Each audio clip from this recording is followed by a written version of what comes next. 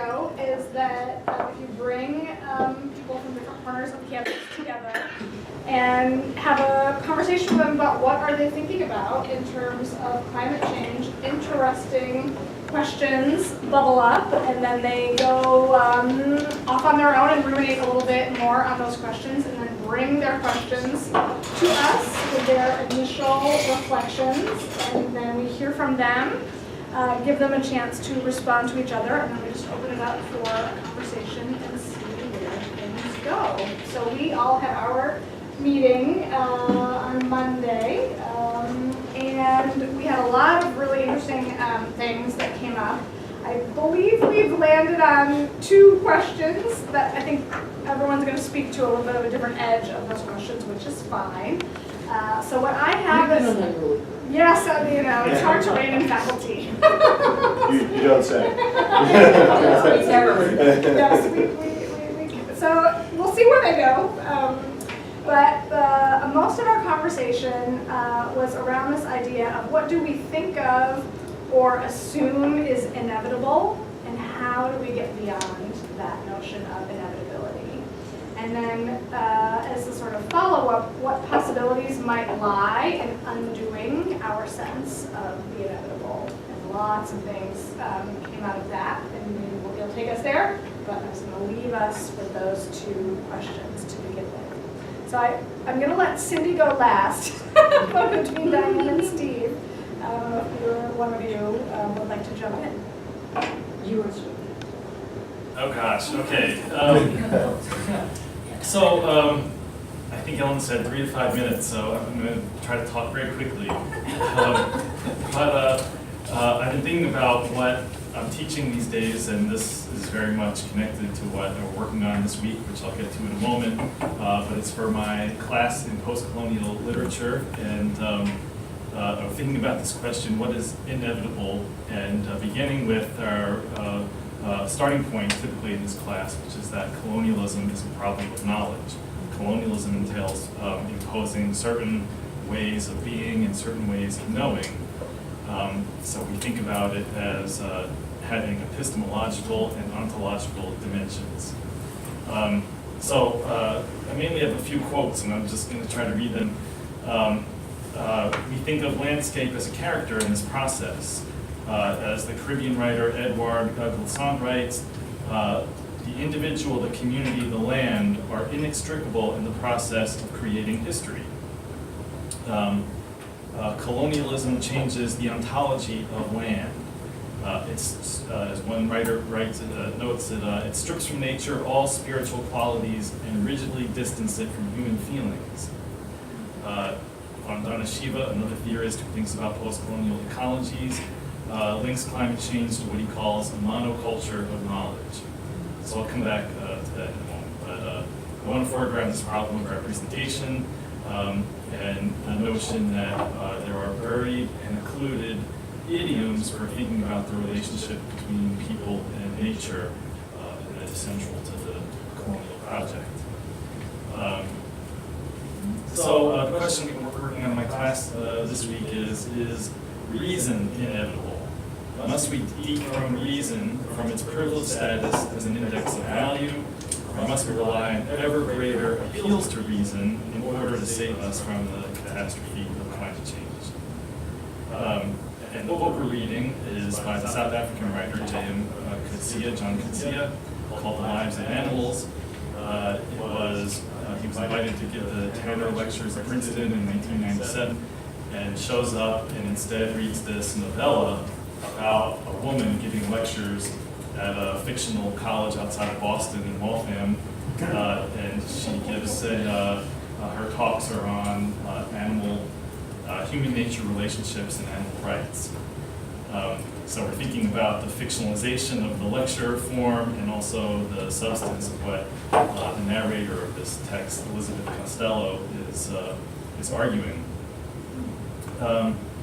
So early in her first lecture, Elizabeth Costello turns to Kafka's story of Red Peter, which appears in Kafka's short story, 1917 short story, A Report to an Academy, about an educated ape captured on the African mainland by hunters specializing in the ape trade.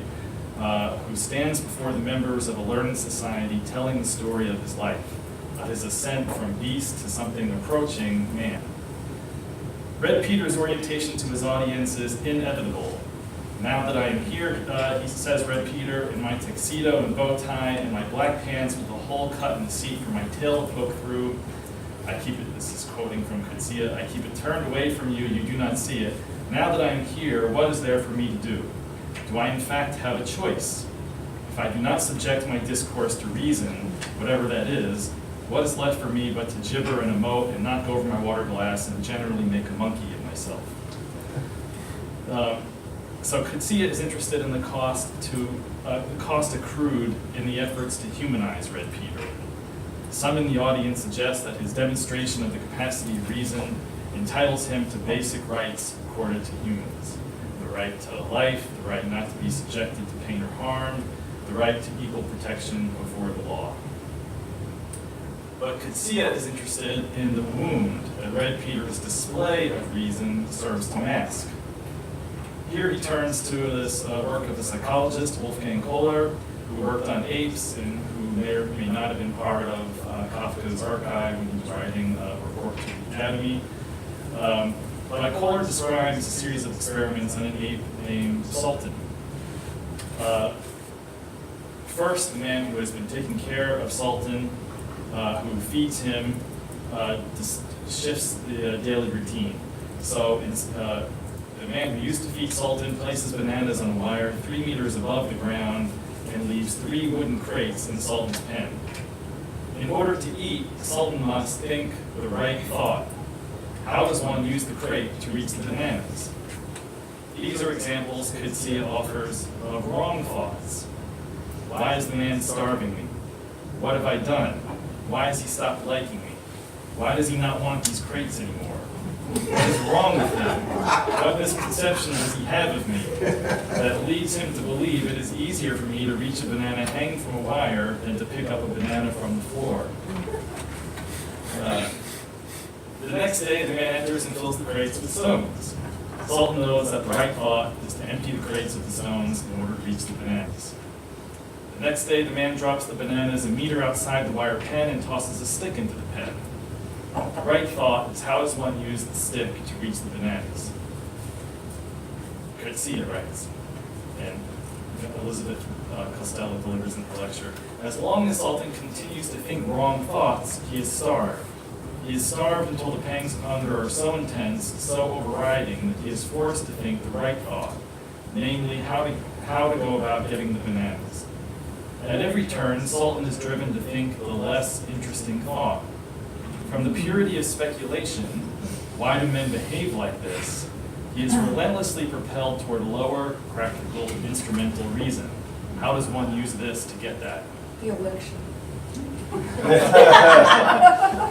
thought we were probably going to go there. And thus toward an acceptance of himself as primarily an organism with an appetite that needs to be satisfied. Here is Coetzee's summation of Sultan's condition. Although his entire history, from the time his mother was shot and he was captured, through his voyage in a cage to imprisonment on this island prison camp, and the sadistic games that are played around food here, leads him to ask questions about the justice of the universe and the place of this penal colony in it, a carefully plotted psychological regimen conducts him away from the ethics of metaphysics toward the humbler reaches of practical reason. And he must succeed because his example will create an example for all of apedom, how Sultan behaves and whether he's successful or not in these tests may determine how apes are treated subsequently. Elizabeth's 2 lectures are called Philosophy in the Lives of Animals and Poetry in the Lives of Animals. Her account of philosophy is not favorable insofar, he's a psychologist and a philosopher here. Her account of philosophy is not favorable insofar as it regards the mind, intellectual capacities as the primary register of value. Costello suggests that the poet might have seen Sultan's condition differently. The poet would have noticed the ways in which the apes used rubbish, marched in circles, did anything to relieve their boredom. The poet might have seen that the question that truly occupies Sultan and every other beast held captive is, where is home and how do I get there? So, just to try to finish. As I understand it, Coetzee is imploring us to recognize the alterity of Sultan, a non-human with vitality and a set of capacities that resists easy translation to a particular idiom of modern ways of knowing. But there are no real prescriptions in Coetzee's text. The work is structured as a dialogue that allows for many points of view.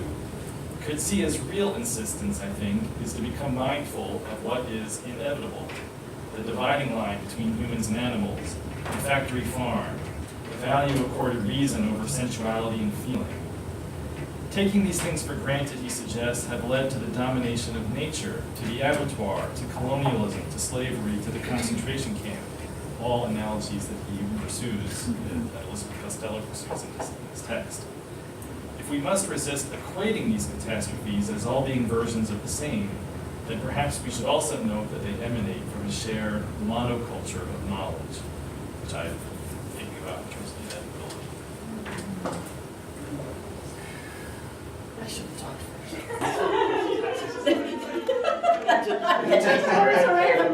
That's what you get, Diane. That's what you get. There it is.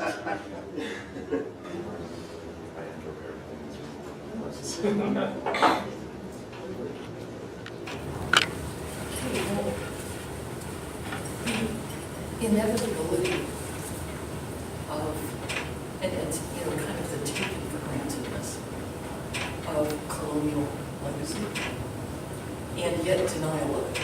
So the tacit inevitability of its incorporation and its saturation and everything, and then the explicit denial of it is an exclamatory strategy. And it obfuscates what the actual logic is. And then, laying on it market ideology and magical market thinking, and the market will fix everything. And watching, for me, the last 27 years since I came back to the US, right, 1989, just watching this, the idea of the inevitability of our status as being in the United States, the inevitability of capitalism, that you can't, it's for me what hegemony means. It's the questions you can't ask, the questions you can't even formulate, the questions that mostly won't occur to most people. And that's part of what he's unpacked. It's beautiful, beautiful. And so when I think about climate change and what's around and behind, around and before us, right, for thinking a linear time or even on the spiral, one of the things that I see as just clouding our ability to think, to be differently, and therefore then to act differently, is that what are the categories of things that we accept as inevitable and as necessary?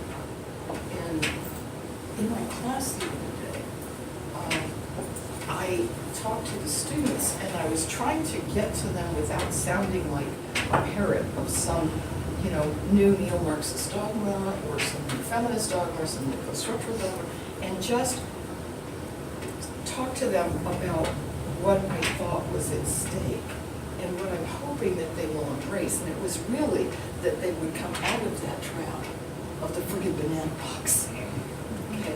And that they would allow themselves to reconsider what is actually inevitable. What do I think of as being necessary, inevitable, and given? And how can I get past that? And what am I willing to reboot so that things could be different? So that we might take another path or 3%. And their eyes were like, yes, their faces are. And so I thought that's why I liked it. And then I realized later that Andy Klein actually talked about that in talk and has it in the book, right? About inevitability. And I've been thinking about it in terms of politics. And in terms of, people always say to you, even read these politics of, market solutions to climate change. And this sense of inevitability, that it has to be in this box. And that when you're reading that, I'm seeing every meeting from Kyoto forward, when they all get together in those big places, and this crush of inevitability in this cloud surrounds them. And and then nobody's able to kind of come out of it. But also, he's thinking, the ape is thinking, I've got to do this for all the other apes, that they'll have some rights. Even though the rights discourse is very, kind of toward concerns about the concept in and of itself, but there you go. In order to get this for the greater good of my people, or our concern, our issue, we have to do this. And I just, I continually feel that we're coming up against that wall of inevitability. It feels like a cloud, but when you get there, it's steel and concrete. And so I'm really interested in how we can face that ourselves and how we get other people to like just step back from some of these things. People call them sacred cows, whatever, just step back.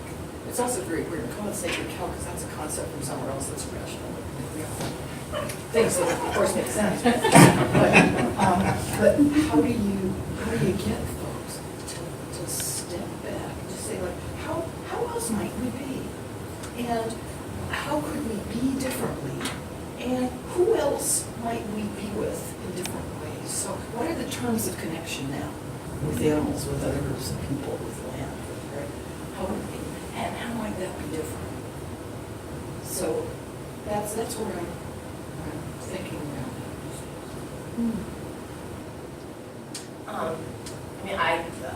it would be nice if we came to a point where everyone thought it was inevitable that I have to do something, like I as an individual have to act. Because right now I think people think it is inevitable that somebody else will solve this problem for me, which sort of gets to your point, right, about markets. It gets to your point about sort of the neo-colonial tendencies that are in these market-based policy mechanisms, which is where I spend most of my intellectual thought. And that's sort of what I wanted to pick up on when you said, Steve, and you just said Diane, about markets, and the ways in which we're actually going about the pragmatic policy decisions right now to address climate change and carbon mitigation, and the ways in which it's globally structured so that other people in the world are there to yet again serve us, right? They are there to serve our interests. Carbon farmers. Yes, right. But also, and this is the thing that I brought up the other night, is this term about the reverse subsidy of nature, right? So before, when the colonial project was about extracting resources from the developing country to fuel our growth, in order to fuel our growth now, we have to be able to sink our pollution somewhere else, right? So you've still got other people's ecologies and other people's nature, that we are using as instruments for our own development. And the fact that, I like your point, Diane, about like these questions that will never get asked, or the ability to ask these questions, but people just don't understand why you would ask that question in the first place. Because I find myself, I've stopped doing it, but I have found myself in places where I ask these questions and nobody says anything, so I'm like, do I have to rephrase the question, or should like nobody get it? And I think nobody can get it because nobody would understand why I would ask this question. And I think the point that you brought up, Steve, about, and also Diane, about ways of being in the world, so much of our contemporary U.S. government funding today is going to change, is actively going into other areas of the world and changing the ways in which people can be. And that's not new. Development assistance has always been that way, right? We go in and we do all these interventions that change the ways in which people live and their livelihoods and their relationship with nature, and it's still going on. So my question on Monday night was, how do we make it stop, right? How do we stop that, right? But that is the question. How do we stop that? How do we stop reproducing all of these colonial tendencies that are part and parcel of like U.S. foreign policy, Kyoto Protocol, and the COP21 in Paris? COP21 in Paris even makes it worse because now the official declaration is we will manage forests around the world in the service of mitigating carbon, which means so many people have to change the ways in which they interact with nature.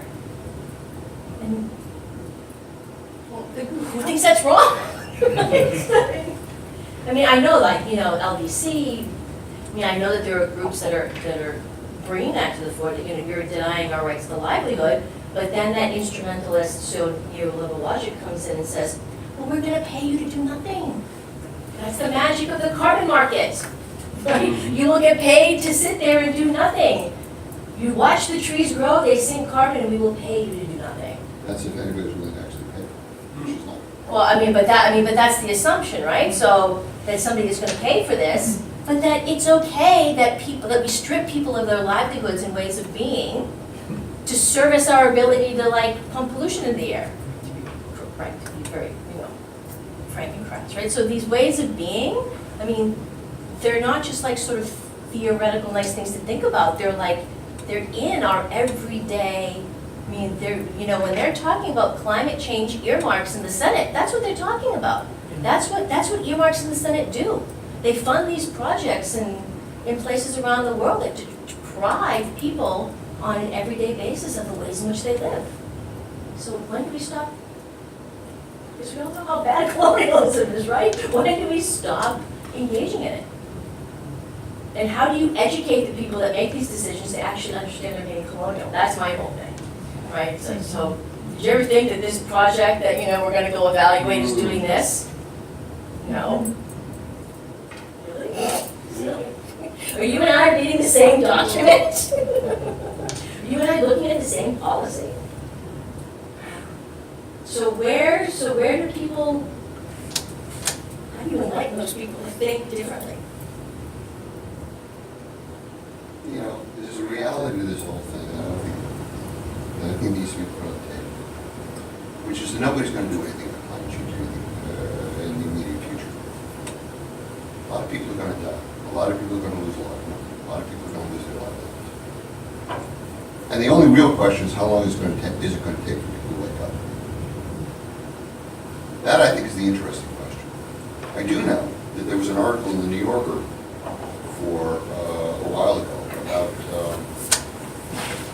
what was going on in Oklahoma, where it was really pretty clear that earthquakes was causing fracking. And nobody wanted to admit that. Fracking was causing. I'm sorry, yeah. Fracking was causing earthquakes. I had a couple of deaths. I get it. And I'm reasonably sure that the same thing is going to happen with climate change, except in a much bigger way. I think where we need to start is accepting that fact. I don't think we're anywhere near close to that. We just don't get it. Now, what might be useful is for me to talk a little bit about the 12-step literature. You know, you may have heard about Alcoholics Anonymous. I'm practicing being alcoholic. Fortunately, I've never been so. But, you know, a little bit of work maybe I can get there. But what I do know is that the first thing that you learn is that, well, everybody has to hit their bottom. And that's just the way it is.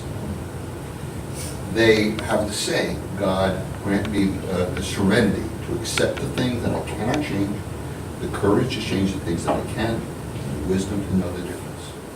Right now, we are in a situation where we simply have to accept the fact that our political leaders are not prepared to do anything really serious about climate change, as things stand now. And that's just the way it is. And I don't think we're anywhere near close to it. Because I don't hear anybody in this table saying anything like what I'm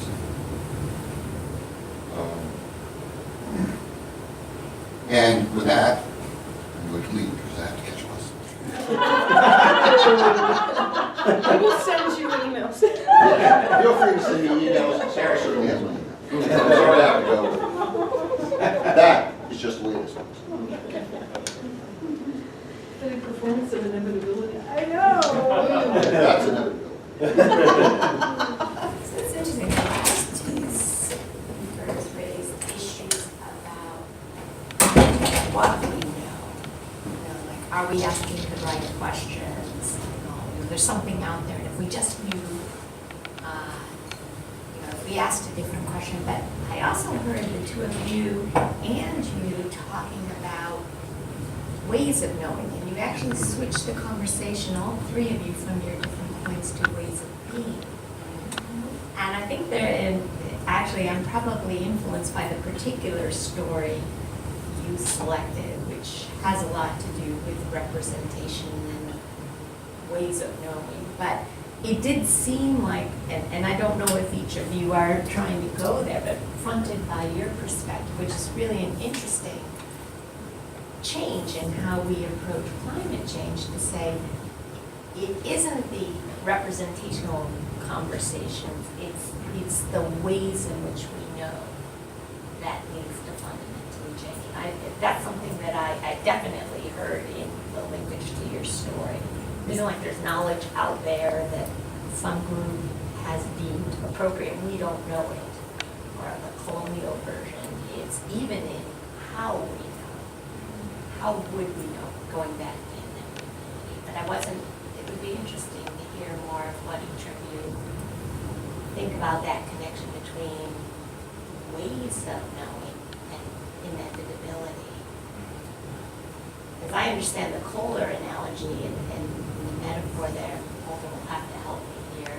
But I think a lot of what that was going at is, taking this from your colleague Bernie Kaplan and Heinz Werner, people he knew, is a very famous discussion, modern day discussion of some of those experiments, is that the whole point about the monkey and the stick is that those monkeys and young children cannot represent or imagine. It's imagination that is critically absent for them. And so one question is, does the monkey know? If you take a reason version, they don't know, they can't imagine. They can only use tools to know. So anyway, it's a pretty deep. But what I got out of it is you're disciplining somebody to do something, right? Which also figures into like this very contemporary discourse of, in the context, Diane brought up RED, and I do a lot of work on RED programming, is we are disciplining people around the world to behave in a certain way to serve our needs. I mean, there's still this service argument about, people out there in developing countries are here on Earth to help us develop and live our lives as we do. Like that underlying theme has not changed. So like this thing that I'm working on right now in Zambia, all of these people are, growing maize like in the forest, so that's bad, they cut down trees. But the US government is now going to teach them to be honey farmers. Okay? At the moment, not a single person in this area of Zambia collects honey. But we are going to completely reorient their livelihoods and their ways of being to collect honey, because you can collect honey and earn an income without cutting down the tree. And that tree has to stay standing because it has got to sink the carbon that's all around, right? So it's What part of Zambia? the eastern province, so bordering Malawi, North End? Lundazi district. I've never been to these places, but I know the data well. But it's this whole thing about, we're now, we do these development interventions with our taxpayer dollar, right? So this is where our taxpayer dollar goes, right? Sucked out of our paycheck every month, right? It goes to these kinds of projects to like completely reconfigure the ways in which people live. For what? Serving whose interest? I mean, that's the stuff that bunks me. Make it stop. There's a weaving here that I find really interesting, actually, off of 3 plus what I'm just hearing. I completely agree with you, by the way. I live in the world too, right? So we see they do it. But what's interesting is, and it doesn't, by the way, undo the colonial, post-colonial metaphor in any way, but what's interesting is the inevitability bit. And I really liked the analogies that run through this because it works really well for this. When you talk to someone, one of the donors, to show up and say you are transforming someone's livelihood and stripping things out of it doesn't make any sense.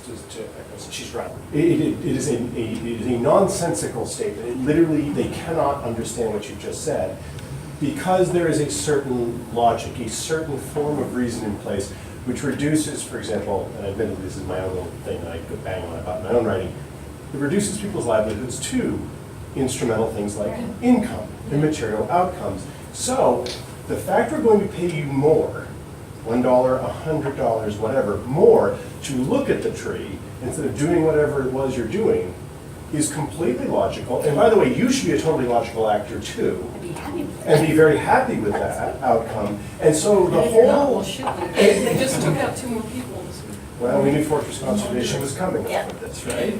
I mean, but why can you do that? Because that person isn't rational. Right?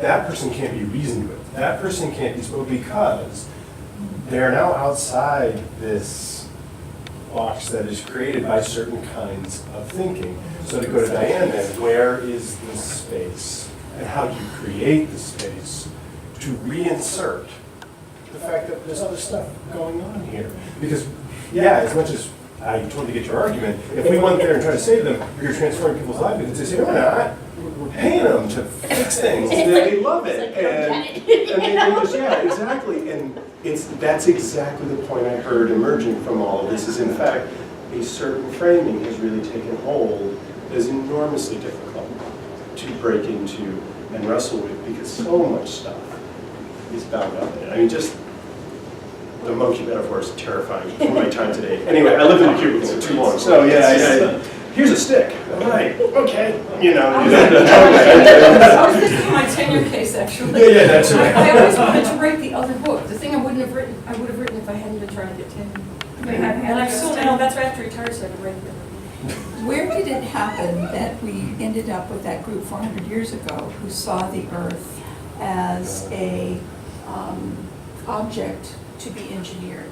I mean, there's a break so far back that everything you're talking about flows from. You know, it's a way of knowing. It's a shift in ways of knowing, which would be more whole, more ontological, more sensual. It's passing as epistemology, it's ontological. Yeah, it's ontological, and we lost it, you know, and it wasn't just 400 years ago, it came up, right? Plato was probably part of it. Going to the philosophy. I never met the guy, why do I have to?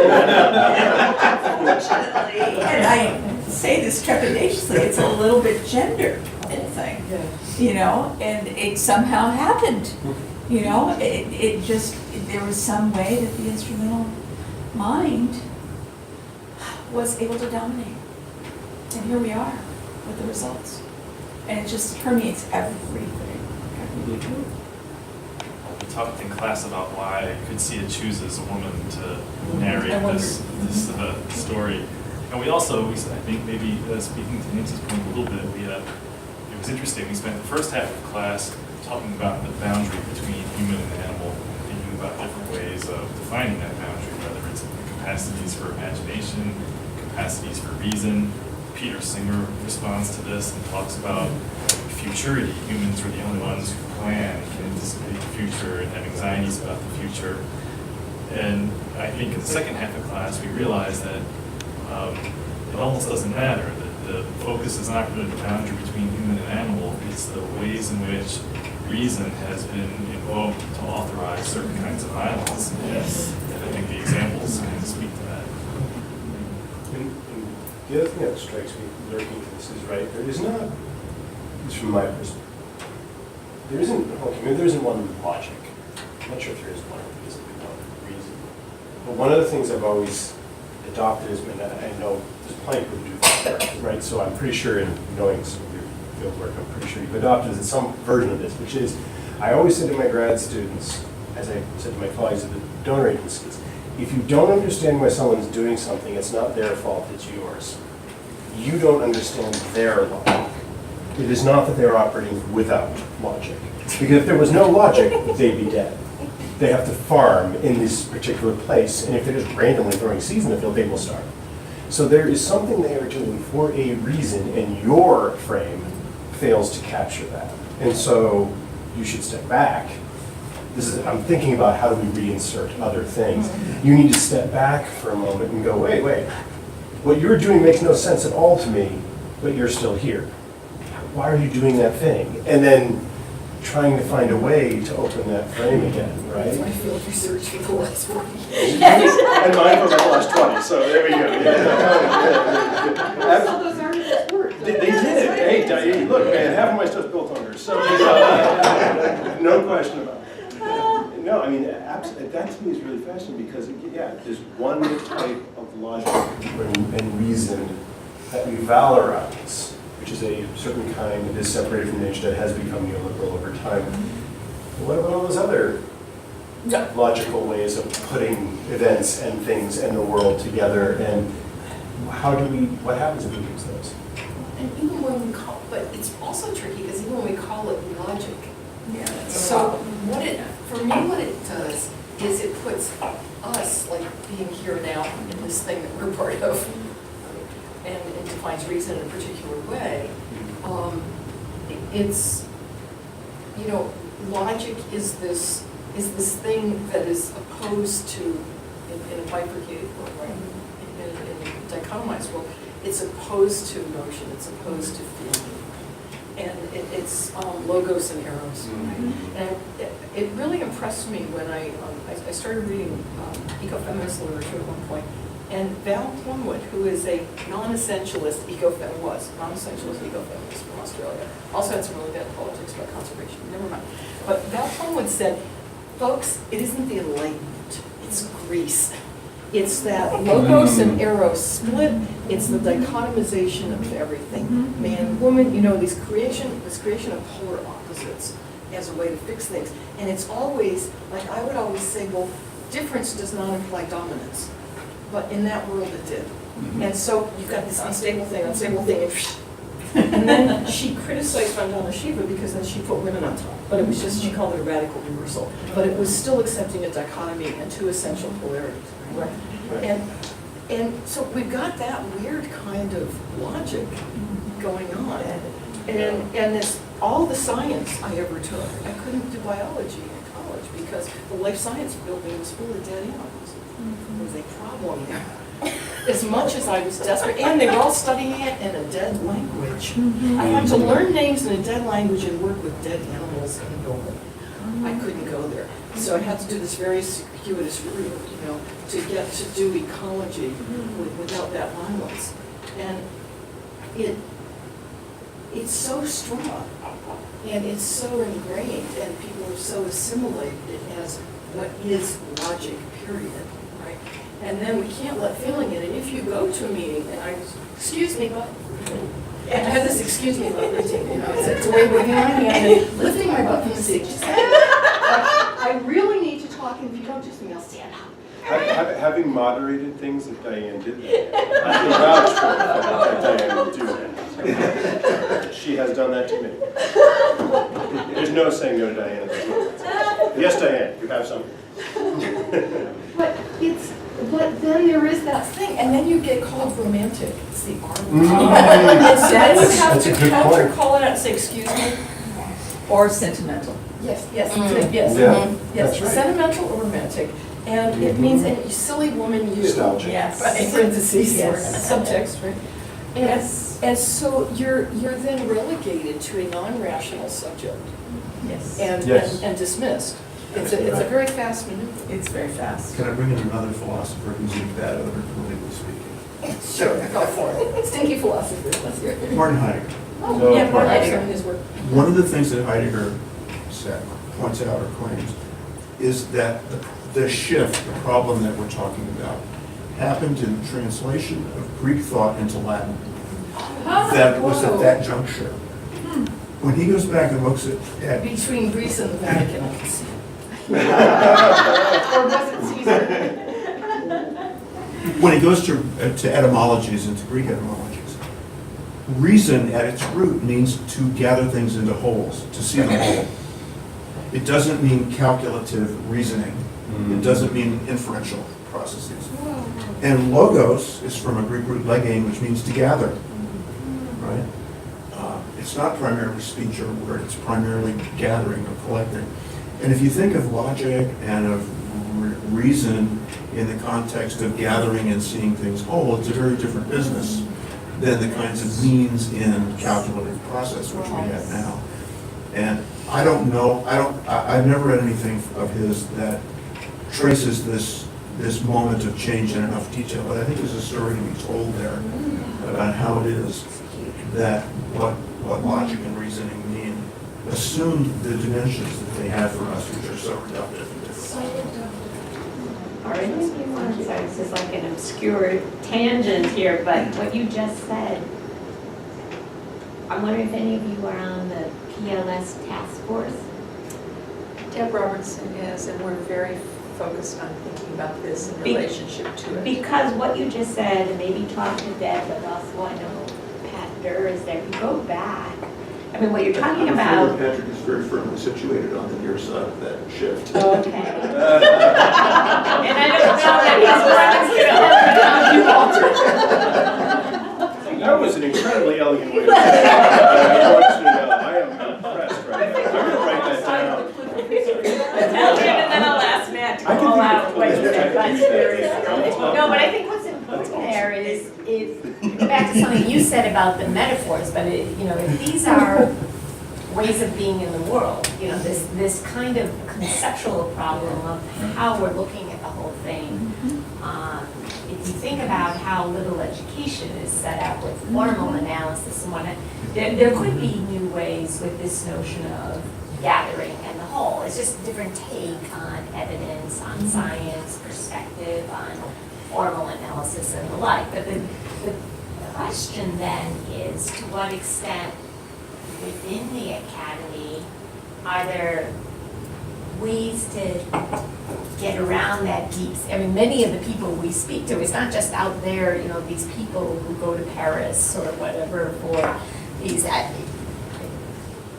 There aren't many spaces, right, where you actually cultivate the perspective abilities of other ways of knowing. I mean, you can think of anthropology departments or the experience of a sociology student who's going to read about Nakarima, which we all read in Intro to Soc or here in the qualitative methods course in psych, and all the students freak C. out. Wright Mills, right? Yeah, but the point is, these are limited, they're very powerful experiences, and then we go back to our dominant. To the real stuff.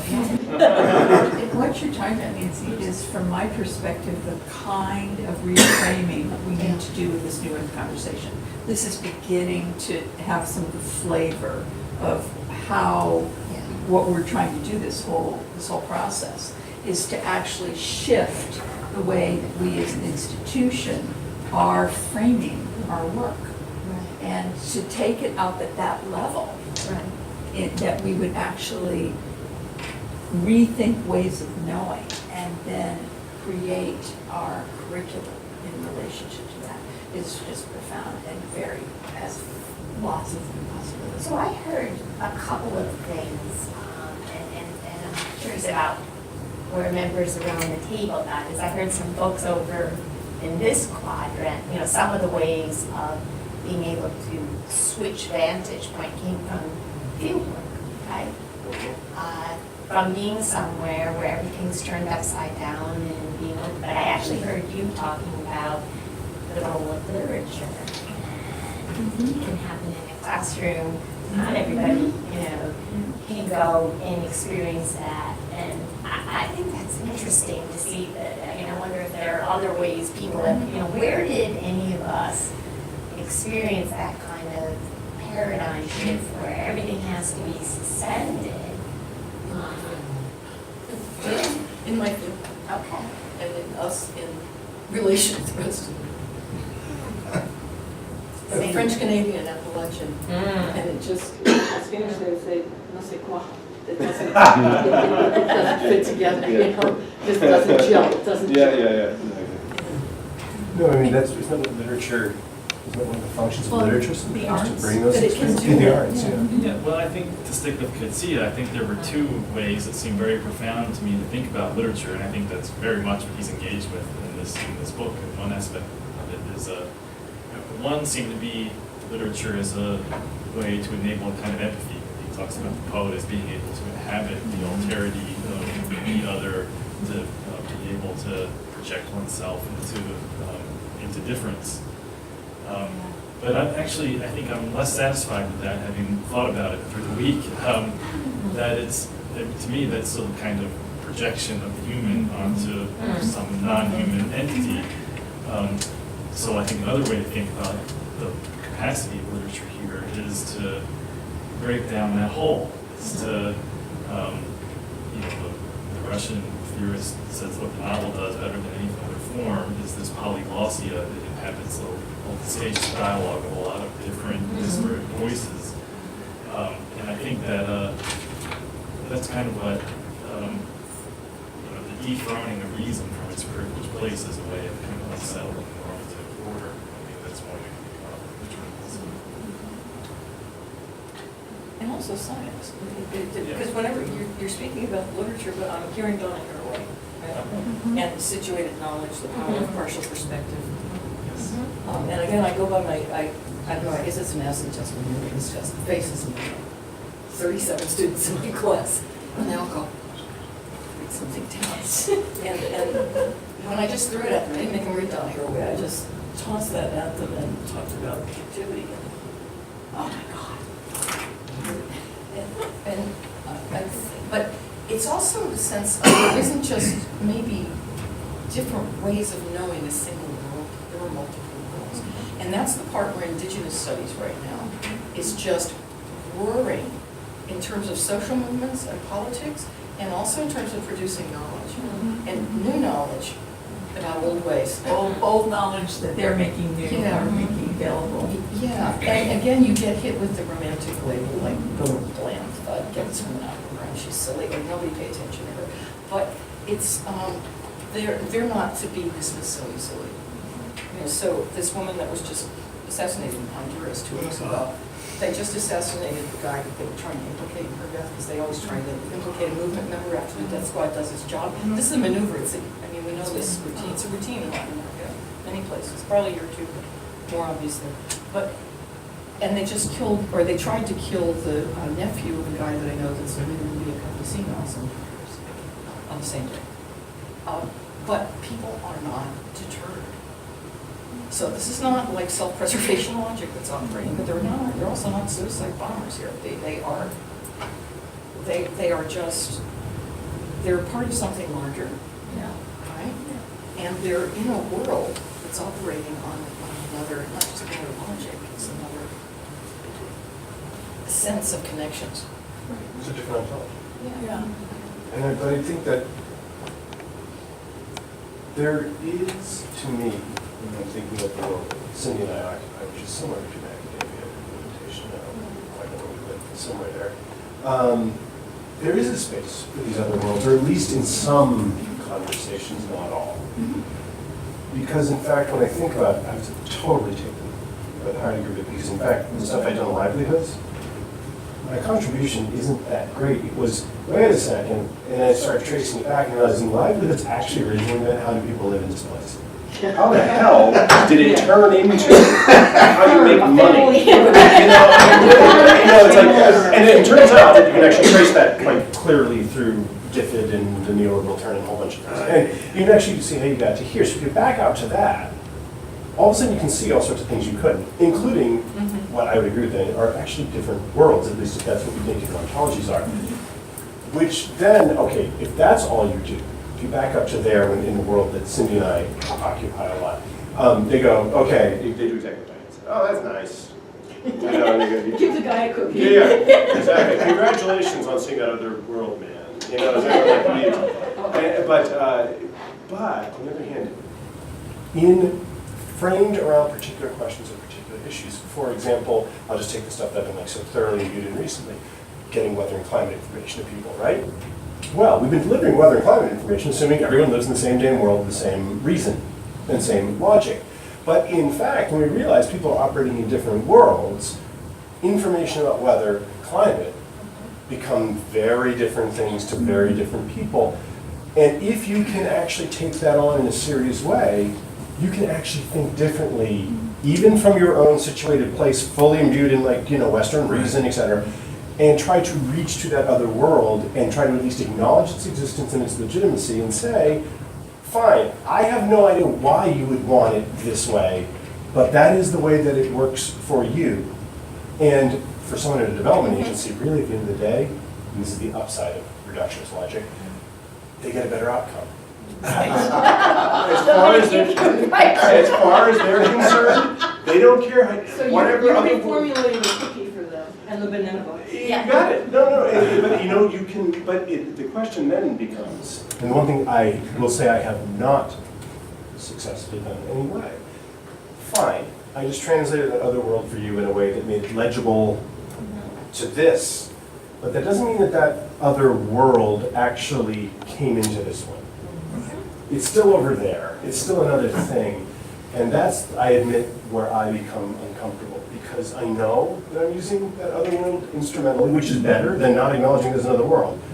But it's not the same thing as creating space for multiple worlds in this world. And I'm not, if we're going to talk about this conversation about climate change, how I think about climate change, that's the next thing, right? And I'm not totally, and that's, by the way, former lit major, which is why I can relate, I suppose. That's where actually I think that literature has an angle. For some reason, literature in its best moments can invade us in that way, right? And most anthropologists are fun writers, by the way. At least that's a story they tell about a lot of us. So at least that's my case. I'm going to go that way. I don't know, I think that's what we wrestle with. He's trying to find, anthropology, it's hard, right? Isn't that what anthropology is trying to pull that other world into this one? Yeah. But make this one acknowledge that other world. But in its own image. But that's the trick. Or the othering of it. That's the trick. How do you do that without turning it into the other and something to look at? So, yeah, exactly. Intricate other. Something to look at as an object. Exactly. Well, that's the wrestling.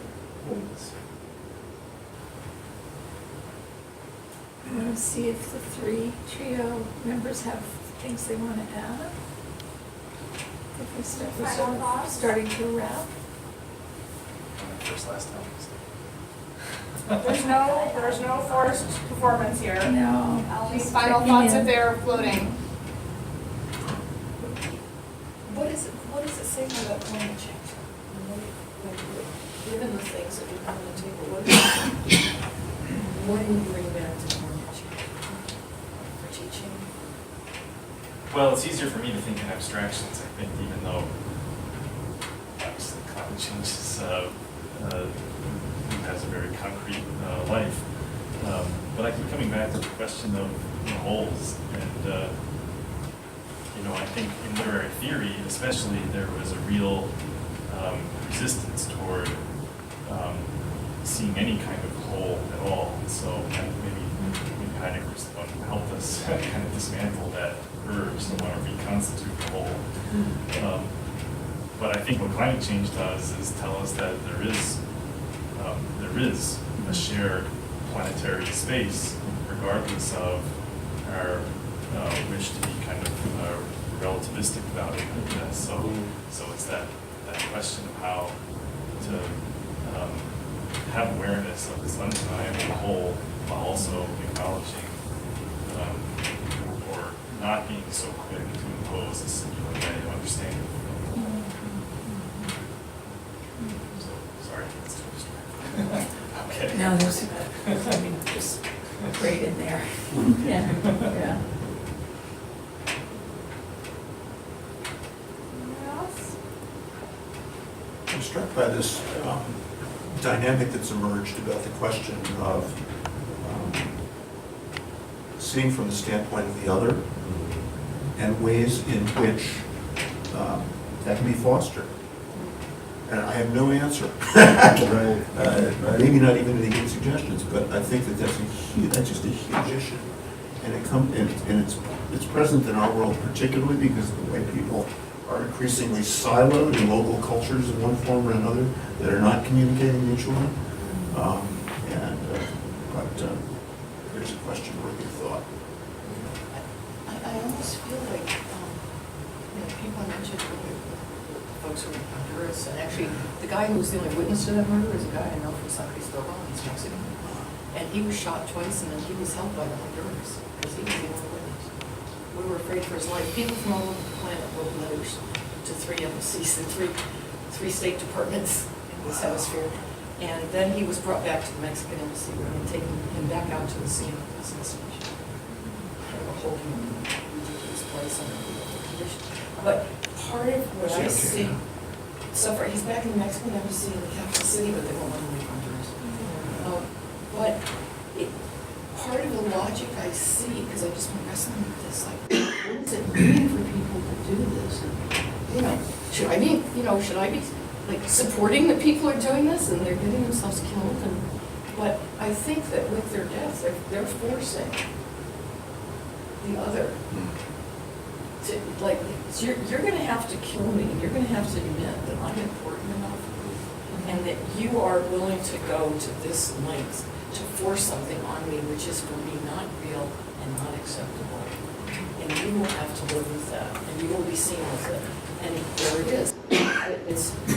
It's their way of crossing between the worlds is to leave this one. And she knew for a year, a woman that wrote about her, an American woman who's been working with her, said, I heard her obituary years ago, because I knew this was coming. And she knew this was coming. She had all the threats. They just had to keep going, because they're trying to protect the whole place in the world. And the people, the Laker people in there, and everything else that's alive there, living life. And I feel like that, for me, partly that's a place of hope. That there are people doing that, but also that lots of other ways of crossing the literature. And going somewhere, being there, and not everybody sees the same stuff when they get there. You know what that's like. You take these groups of 4 people up there. You're all standing looking at the same thing, but you're not looking at the same thing. I used to call myself a cross-cultural optometrist. I would have to take teams of foresters and environmentalists and animal raising guys to talk with people in different places. But it seems to me like all of those things have to happen simultaneously to bring this thing up out of the doldrums. To create an awakened state.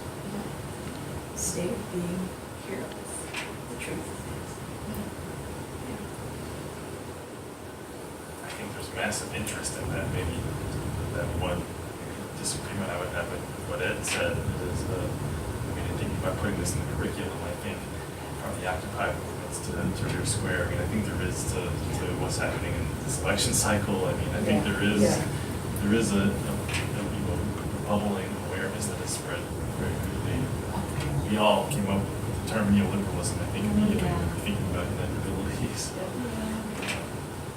think the failure of neoliberalism is generating massive shifts in consciousness, whether it percolates to people, powers of the country. It wasn't really entirely clear what he was trying to say about what wasn't happening and what people aren't seeing. And I do really think that we don't have a binary truth to what's happening. But there are a lot of us who are very, very aware of the stakes here.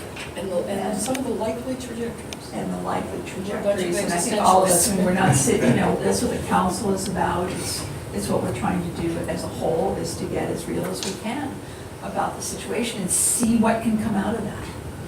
Yeah, and so I didn't think he was tuning into that. Well, I agree with most of what he said about the pessimism. Our power structures that deal with this. Absolutely. But that's the thing, he's thinking that the power structure is it. And it's like, that's not where it happens. That's my reaction. So I have a question that is totally unresolvable here. So I'm flagging it. Unresolved in every way, because we will be here till 8 midnight, and we will still fail to resolve it. They've fought before. It surprised me, my wife will kill me, but that's okay. Fine. We have, I think, there's a degree of shared belief that, yes, these are different worlds, pulling them into this one, wrestling with those things, that is an important part of the task in front of us. But be it climate, be it diversity and inclusion, be it any number of other things, when you are pulling another world into your world, discomfort comes with that. Decenter comes with that. It is not easy for really anyone to wrestle with that kind of thing. And I think one of the questions in front of us is, because I'll be honest, I mean, anthropology is a discipline, has existed for a damn long time, in theory, attempting to do this kind of work.